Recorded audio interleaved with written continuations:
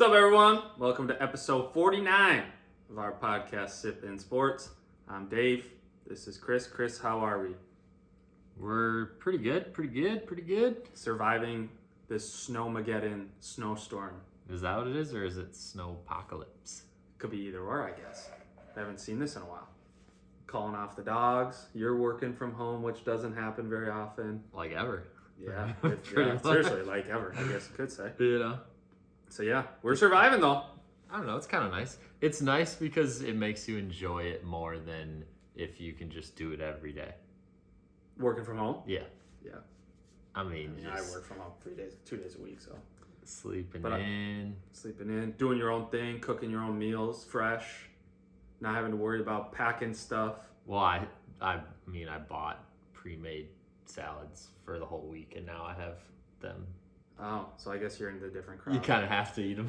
Yeah, that's a little different. Otherwise, but the lettuce will go bad. there you go. But that's fine. Yeah, bang bang. Whatever. Let's start it off. Top moment in sports last week. What do you got for him? John Rahm won the Genesis Open, which was the latest tournament, finished minus 17. He's now the number one golfer ranked in the world, overtook the spot of Scotty Scheffler. Fun fact for you, I know he missed this, he was actually born with club foot deformity in his right foot. Really? Means his right foot is shorter than his left foot. They have said that causes mobility and stability issues within his right ankle. It's also why his backswing is so short. Interesting. Because if you watch him, he has a very, very, very, very short backswing. Generates a lot of power, very thick man, strong guy, very short backswing. I've never analyzed his swing. You would definitely recognize it. Now that you'll see it, you'll definitely recognize it. But yeah, crazy. He'll be up there. He's a very good golfer. So Yeah, he'll be up there for a while. yes. At least in the top 5. They might switch around those guys, but yeah, golf is upon us. There you have it. Not here though. No, A few more months. in a little while. Yeah, there it is. What about you? So mine is, the XFL started, and it's quite interesting. There was some good games and some bad games. One of the games on Sunday had it was 15-3. Oh, I saw that. Yeah, what game was that? Wasn't that the St. Louis game? Yeah, the Battlehawks versus the Brahmas. AJ McCarron. You know what a Brahma is? Brahma? Brahmas. San Antonio Brahmas. I'm going to say it's a type of bug. No, I believe it's a bull. Oh. That's what their logo looks like. A bull? Interesting. It's like what is a Brahma? It's a Brahma chicken. A chicken? Yeah. That's their name? What is a Brahma? San Antonio Chickens? You're joking. It's wait a minute. Well, that's a breed of chicken, but it also is, what is a Brahma San Antonio? Is it like the state bird? State chicken? So a Brahma is a Hindu deity considered the originator in the Trinity of Supreme Divinity. Okay. So it's like a spirit animal? I'm not exactly sure. That sounds so weird to me. Okay. That's interesting though. Yeah. Wait, so what about the game? Fun fact for you. Well, it was 15-3, so I wanted to bring up. So Yeah. XFL, they now have a 1-pointer, a 2-pointer, and a 3-pointer after you score a touchdown. You don't kick them though, right? What do you think about that? Yeah, so the 1-pointer, I believe, it's either from the 2 or the 3 yard line. The 2-pointer is from the 5 yard line, and the 3-pointer is from the 10 yard line. And it's basically like a 2-point conversion in the traditional NFL. But if you go from, it's either the 2 or the 3, probably the 2.5, honestly. That's 1 point. 2 points is at the 5 yard line. 3 points at the 10 yard line. What do you think about that? I don't know. I think it's too complicated. I like the extra point just for 1 or the 2-point conversion. I think that's fine in the NFL. Because I just think it's like a 3-pointer. Like, no. And so then it basically takes away kickers. Yeah, you can obviously still kick field goals, but it's like basically saying like keep your offense out there. Can you? Yeah, you can. I believe you can kick field goals. Yeah, because it was 15-3, and kick it off.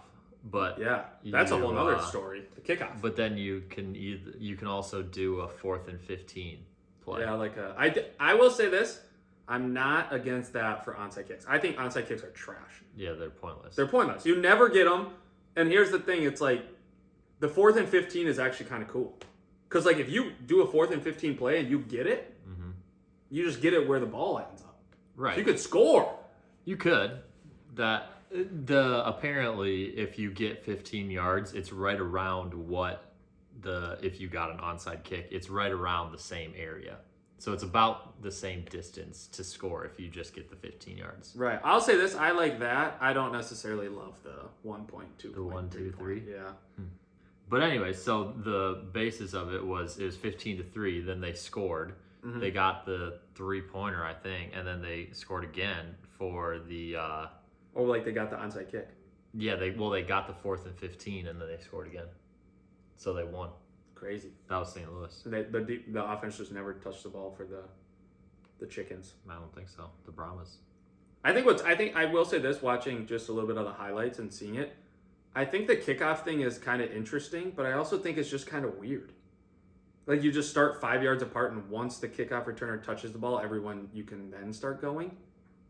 Yeah, they're like way up there. Well, they're 5 yards apart, but I get what they're trying to do is like prevent potentially like injuries maybe, but also at the same time, like these kickers in the NFL kick it so far, they'll just kick it through the end zone anyways. I mean, that's the thing. It's like the touchback rate has to be above 85-90% in the NFL.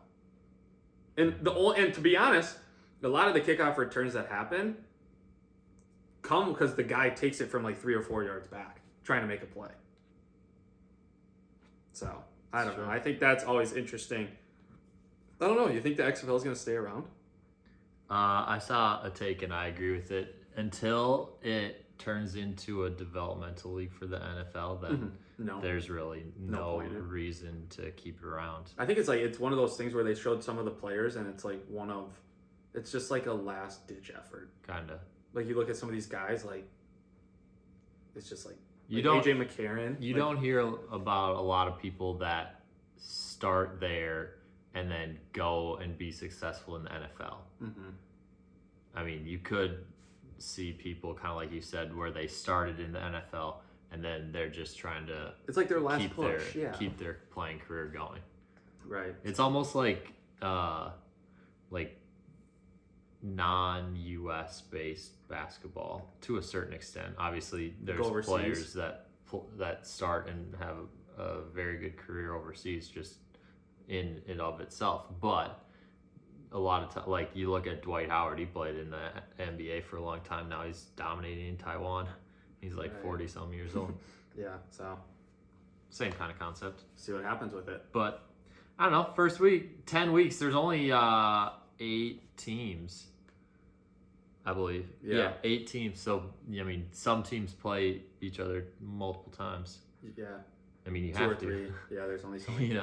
So see what happens. Kind of interesting.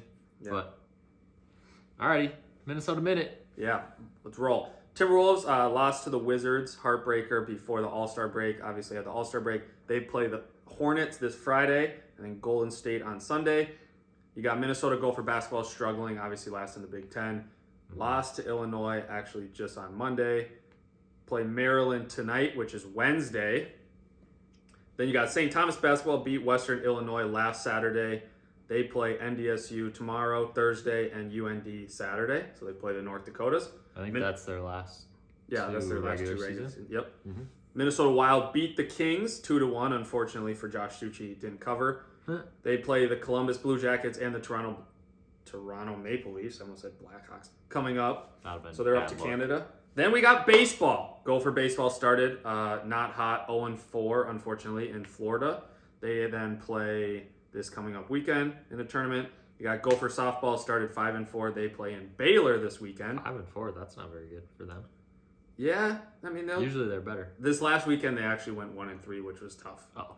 But then you got the Minnesota Twins have also started up. Spring training is this weekend, first games, and then the regular season starts March 30th.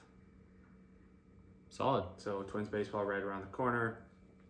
So yeah. Are we supposed to be good this year? I think it's the same stuff every year. Same old, same old. Here's the thing. I will say this. I mean, people say it, and I mean, trying to be optimistic. If our pitching staff can stay relatively healthy, we should be okay. Like Kenta Maeda didn't stay healthy. Joe Ryan is an absolute beast. I just don't know if we have that next step where it's like, hey, if one of our guys gets hurt, like who's going to pitch? That's always the problem. We have like one or two decent guys, but then one of them gets hurt, and then it's like, well, we're just throwing random dudes out. Yeah. I will say this. I'll miss Luis Ariz a lot this year, and I think we all will. But we all will. That's how it goes. Yep. So, all right, betting corner. Betting recap. Are we calling it a betting corner? I don't know why I just said that. I feel like that's like what the cool kids call it. Oh, okay. So, David, you were 68 and 58 with 2-1 NBA. Obviously, there was less NBA games to bet on because it got into the All-Star break. Yeah. But 66-57 for NCAA basketball. Pretty good. That is pretty good. Pretty good. Pretty good. That's got to be over 55%. Oh, 66 and 57? Yeah. Maybe. My computer's just going wacko. But yeah, let me do the math. 66. No, I don't want to do that. Well, what's 66 plus 57? 66 and 123. Yeah, 54% if we round up. There you go. Generous round up, but Nice. we'll take it. All right. Good job. Mine, not quite as good. 1-3 NBA. For some reason, I thought that it'd be a good idea to bet on Team LeBron before I even knew the team. So I don't really know what that was about. But, and then NCAA basketball 48-64. So your boys are struggling a little bit in the last Pick week it up or so. before March. And I'm just getting all the losers out of the way right now. There you go. I have high hopes for March Madness. I'll ask you a question. Mm-hmm. What are your thoughts on the NBA All-Star Game? I mean, it's The actual game itself. I had the game on, I'll be honest, but it was kind of pointless. It's almost like it's just I don't know how to say it. It's tough to watch. Let's call a spade a spade. It's tough to watch. I was happy to see Anthony Edwards drafted onto LeBron's team. First. Yeah, he's drafted first, but I also knew that, or at least had a feeling, that Giannis wasn't going to really play. So I wanted him on LeBron's team for the sole reason of not needing to play quite as many minutes as he would have likely played on Giannis's team. Yeah. Yeah. Like Jason Tatum, he played like 30 some minutes. Yeah, he also had Like that is a lot. He also had like 55 minutes. Yeah, new record. But I mean, do you really want Jason Tatum playing 35 minutes in the All-Star game? I know it's only one game for the whole week, so it's like not a huge deal. But still. But it's like, this is their rest time. I mean, you got the Celtics and you got the Bucks that are, chances are, two of the more likely teams are going to be playing in the Eastern Conference. Yeah. Well, you got the Celtics guys, Jaylen Brown and Tatum, playing a bunch of minutes in the All-Star game. Yeah. I don't know. I don't like it if I'm Boston. I will say this, and I think maybe this is not as hot a take as I think, but like, I think it's cool to see how athletic these guys are, like, because they're freaks. Don't get me wrong. But it's also like, cool, you guys are freaky athletic. There's no defense. So yeah, sure, you can go do a 360 dunk. That's awesome. But like, at some point, it's also like, this was your 10th dunk of the game. Yeah, it turns into, because, I mean, all of them can dunk. So right, it's going to turn into who's the team that makes the most shots, especially because once they changed up the structure of it, now they don't really have fully timed quarters. Yeah, that's kind of weird too, I think. I mean, I don't mind that because it just is like, it gets the game moving. But like, I don't know. I truly think the All-Star game, and it's kind of like all these All-Star games, like they're just going to die off. Like the NFL Pro Bowl stuff, like that was crappy. Mm-hmm. Because just like nobody wants to play and get hurt though. Yeah. Like, why would you want to? Mm-hmm. Like, your team's trying to win a championship. Most of those guys are on, if not multiple guys, are on pretty good teams. For the most part. Right. So it's like, how hard do you try? Truthfully. I don't know. Yeah. It is what it is. Ready to move on? Beer and seltzer? Let's fire up. We got a new one. It's called Quirk. Quirk. That is how you spell Quirk. Bang. 90 calories. Decent. Blueberry, lemon, That's and low. lavender. Yeah. Hard 90 seltzer. calories is With low. real fruit juice. Huh. Let's see what happens. All right. The beer that we're going with today is a cider, actually. Oh, my God. It is Blake's Hard Cider Company Grand Cherry. Where's Blad at? It's in Armada, Michigan. Armada. Yep. Interesting. Bottled by Blake's Hard Cider Co. That's interesting. Yep. Kind of cool. It's got a lot of fresh flavors. Look at this. I know. Do you think it's going to be red too? I think it might be. Wow. Wait, why is yours red? Blueberry. That's not. Blueberry, lemon, and lavender. Blueberry's blue. Yeah, but lavender's purple. If you mix blue and purple, you get... No. You think this is going to be red? Wait, but what if you mix purple and yellow? That's red. No, that's like... No, it's not. Purple and yellow would probably Or blue be and yellow. Blue and yellow would be purple? Yeah, I think so. I don't know. Do you think this one's going to be red? Grand cherry? Yeah. Yeah. Dark red. I think it's going to be red too. Nope, definitely light. Dang, And definitely not red. It's glasses. It's your typical cider right there. It's actually pretty lightly colored. Yeah. It looks like a cider, though. Oh, yeah. It's light. Cool can. Grand cherry. Cool can. Quirk. All right. Blueberry, lemon, and lavender. That's what it says. I will say the scent that I enjoy the most when I get candles or anything is lavender. So No added sugar.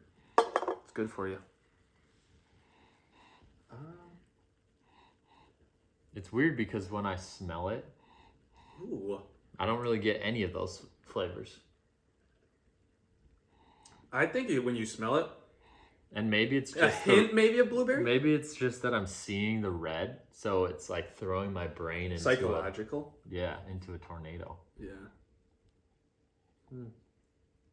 Into a tornado. Interesting. Mm-hmm.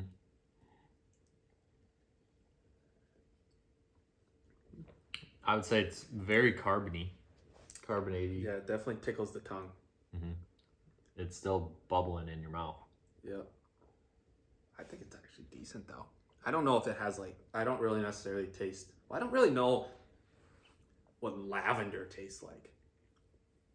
Right? Isn't that a flower? Yeah, that's why it has, if you look closely, the flowers. I will say this.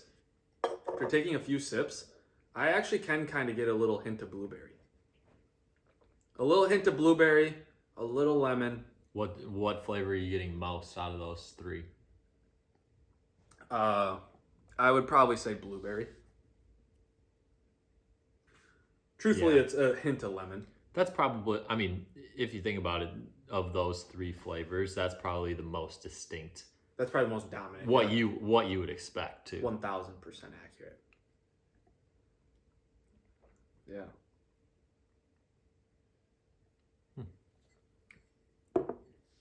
Yeah.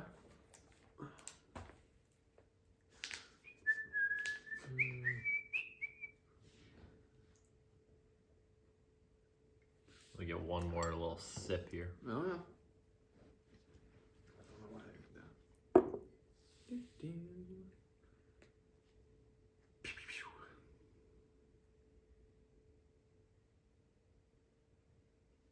All right.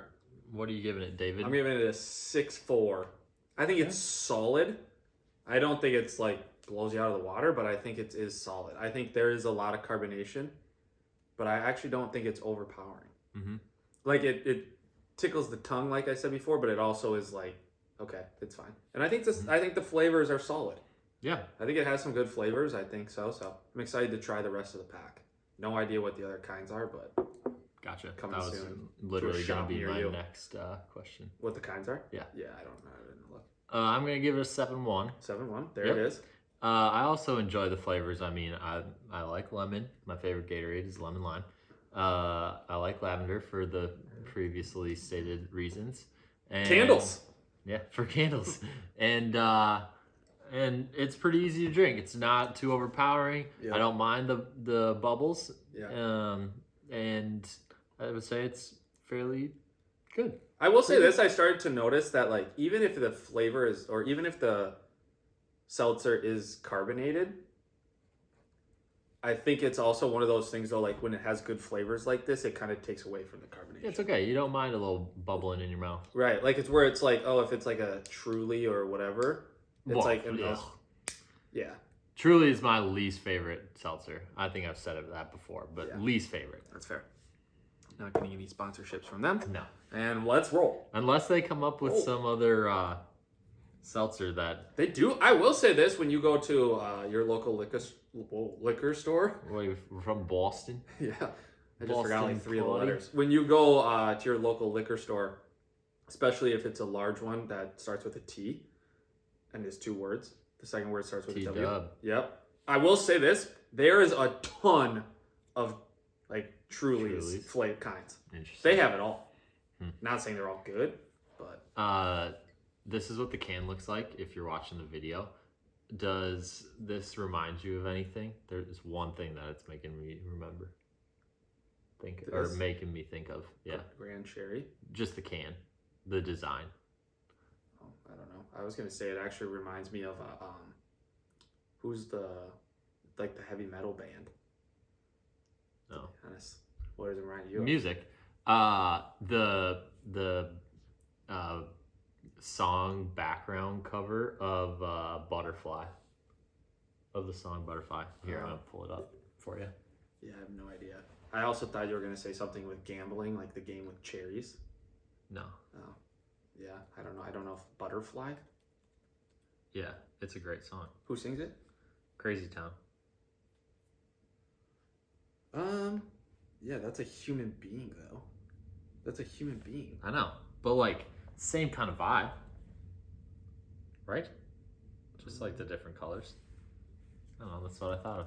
Yeah, there you go. You have to listen to that. Pretty good song. Throwback. Who is it by? Crazy Town? Butterfly, Crazy Town. Yep. All right, let's see what this Grand Cherry is about. Dude, It's wow. No, it's thick. It smells very. It's actually good, and it actually has a lot of flavor. But Wow. it's thick. It almost smells like a little caramely. Do you get that? Like Yeah, I could caramel see apple. Yeah, I guess you could see that. It's thick though. It's thick. Dude, it's thick. Yeah, that's interesting. With 2 C's. It is thick. As the bubbles are coming up, it's like it has to work through the rest of the liquid to get up to the top of the to the other bubbles. Yeah, and I will say when you drink it, it's thick. Mm-hmm. So yeah, one word to describe it: thick. I think it does have actually a good amount of flavor though. Well, it's the base is carbonated apple wine with natural flavors. Maybe that's what gives it its thickness. Mm-hmm. Interesting. It says tart cherries, oranges, apples, and oak on a marvelous scale. Those are the flavors. But it's carbonated apple wine. You know, Made with real fruit. now that you say the wine part, I can kind of taste that a little bit. Can you? Yeah. That's interesting though. It's 8.5%. Is that a lot? Yeah. For a seltzer? Or for a cider? I don't know what the cider scale is, but I mean most 8.5 is decent. most light beers are around 5. Oh yeah, that's true. I guess So- I don't really know what ciders are. Yeah, I don't know. I wouldn't expect that most of them are up in the 8s if light beers are around 5. Yeah, that's probably accurate. I mean, You know. truly think about it. So, let me get one more little sip here. Yeah, this is the average ABV for a cider is 4.5 to 7. And this one's But there 8. have some that as high as 12. Drier ciders usually have a higher ABV. Would you say this is dry? I don't know. I don't know, actually. It's just so thick. Yeah, I don't know if I would call it dry. I don't know if... Yeah, I don't think I would, actually. Mm-hmm. Food for thought. Ooh. I don't think it's bad though. I mean, I'll say this: if you can get over the thickness, but it's one of those ciders where I only want to drink one. I don't want to drink two. That's probably a good call. Yeah, 5.9. You're giving 5.9? I think it has a decent amount of flavor, but it's just crazy. Like when you drink it, I just can't get over the fact like it's thick. Yeah, I'm giving it a 3.6. 3.6. I don't like Holy it. moly! That is the lowest. I told you I'm extending my range. No, and So when I don't like it, I'm gonna start throwing out lower numbers. Say it with your chest. But I'll tell you this right now, and I appreciate that score, and I appreciate you going low if it's low. 3.6 is, I mean, that's... It's tough. I think it's tough to drink. I think it's tough to drink, too. I mean, it's like I said, it's one of those where it's, like, so thick that, like, the third sip, it's like, what am I drinking? And as you just start to bring the glass up to your face, and you can smell, like, whoa, the flavors. Yeah. And it's just, like, a lot of flavor. Oh, yeah. So. Yeah, interesting. There you go. 3.6. 3.6. What do we got? Quirk? Yeah. Quirk was decent. Blueberry, lemon, lavender. 6.4 for Dave, 7.1 for me. And the Grand Cherry from Blake's Hard Cider. Tough. Blake's Hard Cider Co. I forgot that part. 5.9 for Dave, 3.6 for me. 3.6. I can't get over that. Bad. And that's a review. That's what they call a review. Oh yeah, I fucking keep forgetting like 3 words. Sorry for my language. I think you're still off. Just am not. It's okay. You just gotta be better.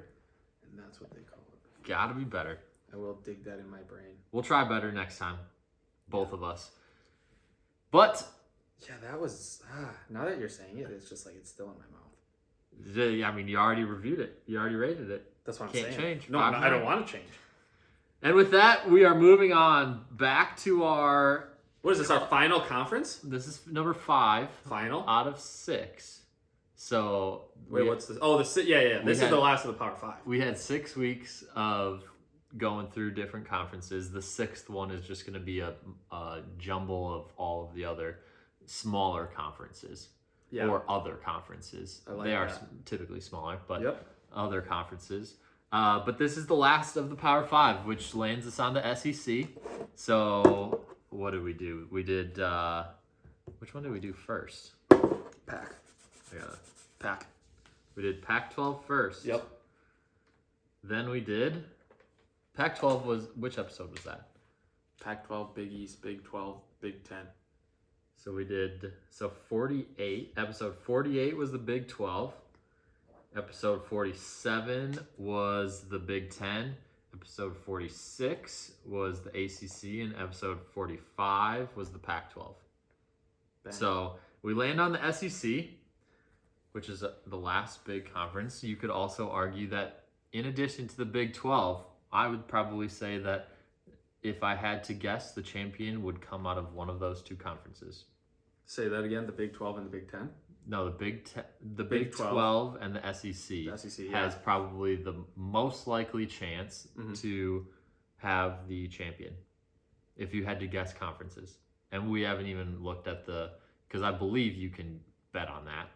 Yeah. We haven't looked at the odds, but if I had to guess, that those two conferences are definitely the highest.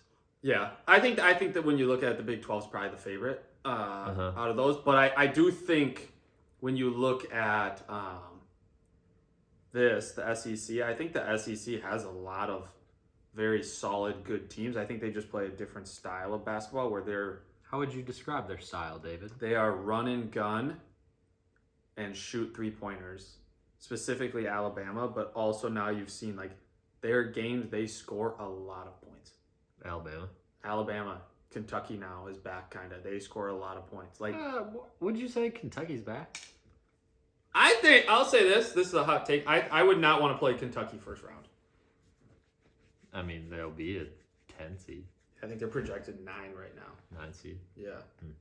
I think they're projected 9. I wouldn't want to face them. I think, they're playing Pittsburgh. They're actually an 8. Gotcha. But I think I just think they're they'll figure it out in some way. I think Oscar Tshiebwe is very good. But I think the team to watch... Can we do the preseason first? Oh, do you have that? Yeah. Yeah, go for it. Okay, so preseason poll. Then we can continue with that thought. Preseason poll. South Carolina was last. Then Georgia. Vanderbilt was 12th. So there's 14 total teams. Yeah. Vanderbilt was 12th. Missouri at 11. Mississippi State at 10. Ole Miss at 9. LSU at 8. Florida at 7. Texas A&M at 6. Alabama at 5. Auburn at 4. Tennessee at 3. Arkansas at 2. And number 1 was Kentucky. This was preseason poll. So to be honest, there's not one team in that thing that's actually in that position. So the closest one is Florida. Because LSU, trash. LSU's had a rough go at it lately. 1 in 13. 1 in 13, but they've lost their last 14. Yeah, they started 12-1. Yeah. That's So, brutal. Not going to be very good there. Yeah, you can't hang with the big boys. They also have not won a game away from home, so. Yep, 0-7. That is accurate. Or, well, I guess they have. They won, would that be 3 neutral site games? Yeah, well, whatever. But it's trash teams. So you got LSU last. Yep. Ole Miss and South Carolina also at the bottom. So really bad. After those 3 teams, then there's a pretty big jump, and it's a pretty condensed middle section of the SEC. Yeah, I think when you look at those next 3 teams, obviously 1 or 2 games separate them. But I think the difference is Mississippi State 18-10. They're solid. They're young.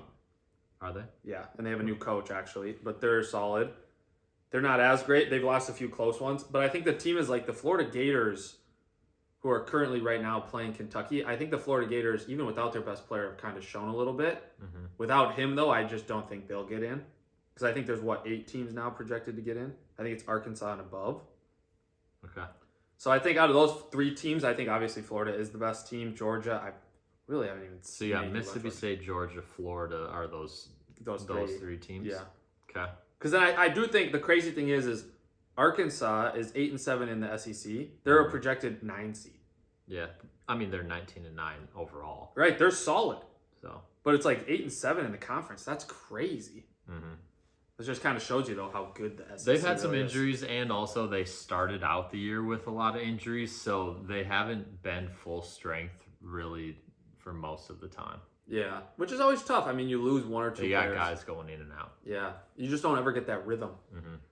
What was the team that you were gonna say to watch out for? I think and this is not watch out for. I think the team that could get upset is Tennessee. Oh yeah, I think Tennessee, especially losing 4 of their last 5, have shown a lot of weaknesses. And to be honest, they've been at home against Kentucky. They've been on the road. They just have not looked good. Why? Were they never won at one point? I don't know if they were number 1. They were top 3 or 4. I mean, they're 11 right now, and they've lost 4 out of 5. So that tells you how high they were up there. Right. I just think it's crazy. It's like, what do you think is the reason why they're stinking? What do they have to change? I couldn't give you one answer. All I know is when I watched them play Auburn, I bet the over because it was like 127, and the game was like 45-42. No team scored. So they just don't score. That's their issue. They can't score. They can't score. And I think I was watching a little bit of their game yesterday, Monday, against Texas A&M. And apparently their rotations and lineups that they have out on the court, they've been going a little bit more big focused, where that obviously has not been working because they haven't been scoring as much lately. Yeah. So they should probably change that up. And I mean, their little point guard guy is good. He's good. Vescovi's good. He's good also too. another guard. Yeah. So can shoot it. The more they can play those 2 guys together, the better. 100%. But I really don't know that Besides many that. other guys by name on their team. Yeah, I think they started out solid. Obviously, they're number 11, like you said, and even losing 4 of their last 5. But I don't know. We'll see what happens. Kentucky, we did talk about this one time. I thought Kentucky was on the borderline getting in.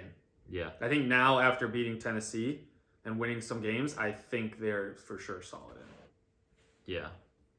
Which is good. But see what happens. Who's your team to beat in that? You have Alabama in the SEC. Yeah. Yeah, as long I would as, say Texas A&M's coming though. I mean, I don't think that I think they've showed that they're good, but you never really know what's going to happen until you start playing games not at home. You know, I mean, you look at all these best teams, right? You got Kentucky 13-3 at home. You got Texas A&M 14-1 at home. You got Alabama 13-0 at home. So then you look at the away records. Kentucky 4-4. Well, that's not very good. 6-3 for Texas A&M. That's pretty good. 8-2 for Alabama. So I think that's one thing that maybe we talk about a little bit either next week or once the bracket gets out is what teams have been good either at neutral site or away in their away games like during the season. Because obviously March Madness, you're not playing at home in front of all of your crowd. Yeah, 100%. all of your fans. Yeah, we could talk about that in the future. I think the thing that scares me about Alabama, and I don't think this is a huge thing. Well, obviously, whatever Brandon Miller's issue is, if he doesn't play, that's tough. But besides that, it's just like sometimes they just go into these slumps and they live and die by the three, which is fine. I mean, it's fun to watch. They can score a lot of points, but if you live and die by the three, your top assist player per game averages 3 assists, 3.5. So, like, if you get cold from 3, what do we do? Yeah. I mean, you can live by the 3, but that also means that there's a possibility you're going to die. 100%. I think their last game in the SEC regular season at Texas A&M will be a very good game to see what they are about. Because that's a team that, if they win out, Alabama does well, I think those two teams can be pretty good. I mean, I think Texas A&M will likely be like a probably 2 to 3 point favorite. In that game at home against Alabama. And you bet your butt we're rolling with Alabama because we love taking the dogs. No, I actually think I would probably pick Texas A&M. I think I'm taking Alabama. Yeah? Oh, yeah. Dude, that's just what they do. It's crazy nowadays. That's just what they do. Just like Bryant. All they do is lose. Seriously, Bryant's trash. We're not talking about that right now. Let's see. What else? Who do you think is coach of the year? I'll say this. Say it, David. I think you got to give it up for Buzz Williams at Texas A&M. He's got to be up there, but I think Vanderbilt's coach has to be in the discussion. If they finish strong, 8-6 in the conference, granted 15-2 overall, whatever, they're on a 5-game winning streak currently. They're 5th right now. But they're 5th, and they were projected last. And not pretty last. Close. They were projected 12th. Yeah. I think they've made a huge jump, but I think at the end of the day, Buzz Williams at Texas A&M is going to take it. I think so. Yeah. I mean, they're 21-7. He's got to be the odds-on favorite. Yeah. Right? Yeah. Buzz Williams. Yeah. See what happens. I like it. It's coming down to it, people. It is coming down to it. Yeah, what else? Is there anything else you want to offer up about the SEC? Great football school. Alabama's now not just a football school. It's kind of crazy. Yeah, it's true. We'll see if they can finish the job. I will say this, out of those teams, though, I truly do. I think Texas A&M is fine, but I truly think Alabama's the only team that people could say, like, hey, they can win the title, potentially. They have to be in the discussion. I don't think Tennessee is. And I think, like you said, you live and die by the 3, but that also means you can, the first word is live. And you can die. Right. So it's like, hey, if you get hot, good. And you can also, the thing with those teams is like the teams that live and die by the 3, it's like even if you're down by a little, you can obviously make up that gap pretty quick. So. Yep. I think the best thing that Alabama and Tennessee both have going for them, I'm not as versed on Texas A&M. I don't really know their team as well. Kind of stayed under the radar. But I think Tennessee and Alabama, they both have experienced guards, which I believe I've said in the past, once it comes down to March Madness, you need good guards that are going to control the pace of the game, that are going to make sure that you're running good stuff on offense, getting good shots. And both of those teams have multiple guards that can do that for them. Yeah, I think you've said that in the past too, especially. Yeah, I think that's kind of what happens, and I think the hardest part too is like with an experienced guard, it's also like, hey, if you start getting behind early, they can control the game and slow it down and be like, hey, we're fine. Yep, exactly. Sometimes you see these younger teams that have these younger guards. It's like they kind of roll with the madness, and then they get part of it, and then it just becomes worse. That's why Kentucky. No. I don't know about big push through multiple weekends of the tournament. Could they win a game? For sure. But in terms of bigger games, yeah. Well, I think right now it's projected if they win their first and Purdue wins their first, they match up, and I think that would be a terrible matchup for Kentucky. Yeah, I mean the issue with Purdue, the same concept. They got 2 freshman guards, so that's not good. I mean, obviously they have feed it to the big Zach fella. Edey. Yeah, I was gonna say. But I mean, going into this year, Kentucky had the reigning player of the year in the country. Yeah, so 100%. Purdue would have this year's player of the year. Right. We'll have this year, yeah. So that would be a pretty good matchup. And I could totally see the committee putting those two, if Kentucky ends up as an 8 or a 9, I could totally see them putting them in the region with Purdue for that storyline in the second round potentially. Yeah, like player of the year last year versus player of the year this potential player of the year or favorite player for player of the year this year. And everyone just 100% I could see that happen. Yeah, it's what they love to do. So that would make a lot of sense to me. Yeah, I mean, I don't know. Those are kind of the only teams. I'm surprised Arkansas is projected a 9 or 10 seed, and they're. Arkansas has some potential. I mean, I guess maybe they're, like you said, they're 19 and 9 overall. Yeah, I think they could win a game or two. They got a possibility to do that. Riddle me this though. Yep. If we're looking at this projected bracket by the man, the myth, the legend, Joe Lunardi, Texas A&M, number 2 in the conference right now, 21 and 7 overall, is projected an 8 seed in the tournament. Yeah, because I don't think they had a very strong non-conference schedule at all. I know, but if you're that good in the SEC... Yeah, but they played literally...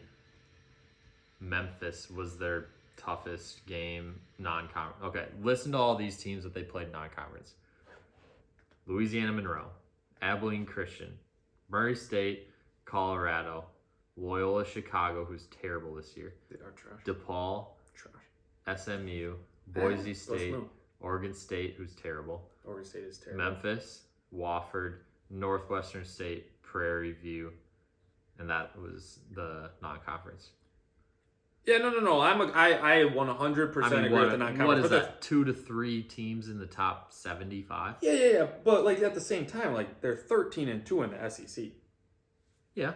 So if they finish second in the SEC, they have to be 5 and below, 6 and below. If you're going to give Arkansas, who's 8 and 7, you're going to give all these other teams this 8, 9, 10 seed. Like, what are we doing?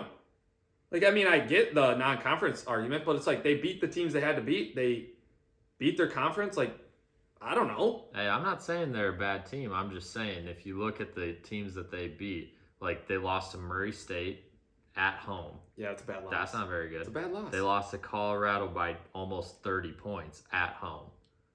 It was at home. That's probably another bad loss. Yeah, 2 bad losses. They lost to Boise State at home by 15. Another probably pretty bad loss.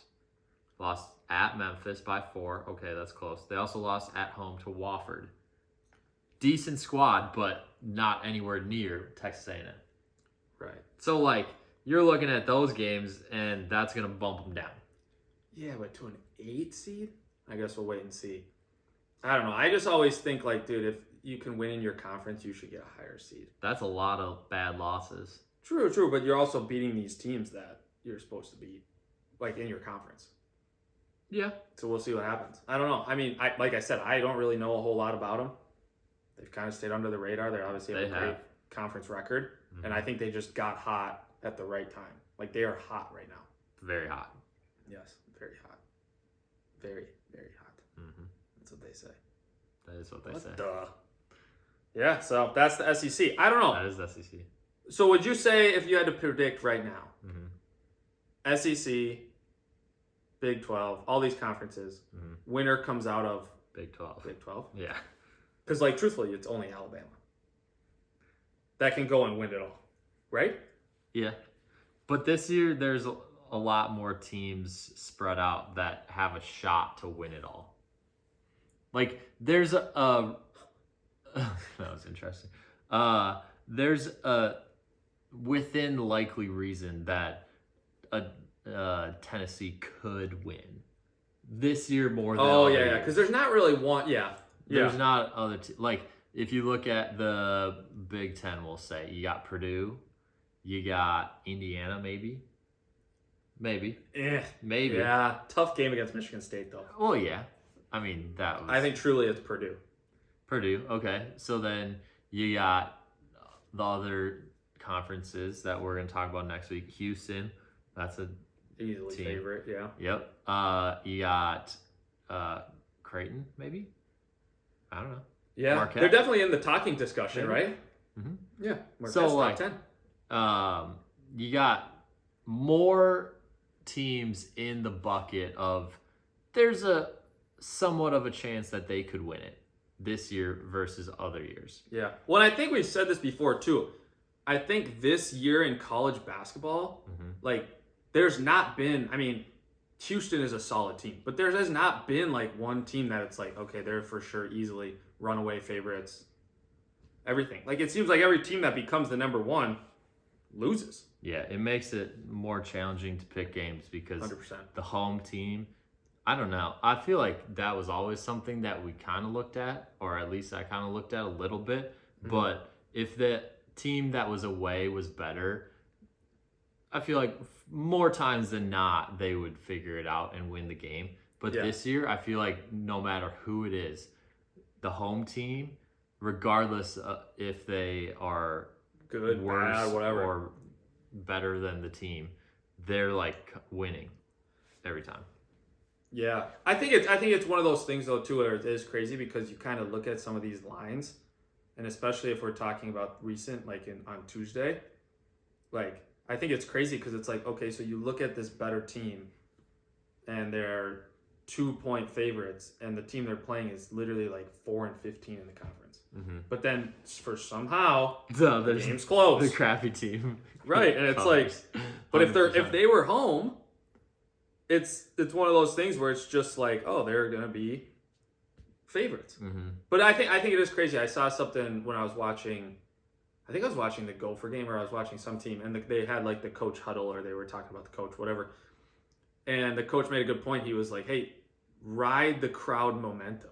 And I think it's a bigger thing that we obviously probably know about, but we don't think about in college basketball, especially, where it's like, hey, if the crowd's going crazy, you're kind of, and we've played college sports, granted D3, but like if the crowd's into it, it's just like, all right, we're going. Like everything feels good. Let's go. Like we're running our sets and we're like, all right, this is going to work. I'll throw down for your sake, one-handed layup. I don't know if did you dunk ever?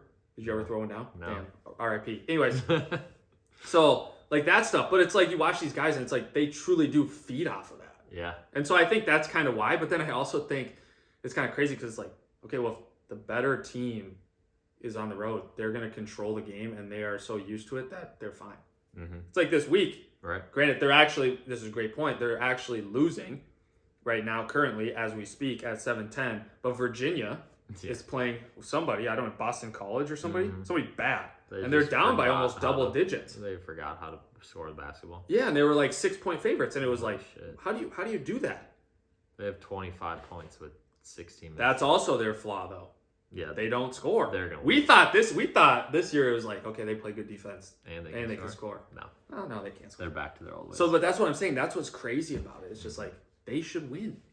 They should. They should just win, and they're losing by 9. They're probably not going to though. But so, I do think this March Madness will be a lot of fun. I think this March Madness will be very exciting because, like you said, it's something you have to kind of look at, like what's their away record versus what's their neutral site record. Yeah, because it's just like when you go to the tournament, sure, you have a little crowd. Away and neutral added together compared to their overall record. Yeah, that's kind of the insider take. I just think it's one of those things. It'll be interesting to see. So we'll wait till the tourney and see what happens. And it'll be fun.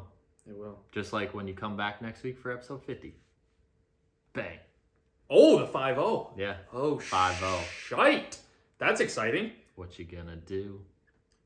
you gonna do when they come for you? Bad boys. Isn't that Cops? Yeah. That had nothing to do with sports. It was 5-0. 50. Oh, shoot, yeah. Come on, Dave. I'm getting a little too old for All that. right, y'all. With that, we'll talk to y'all next Next week.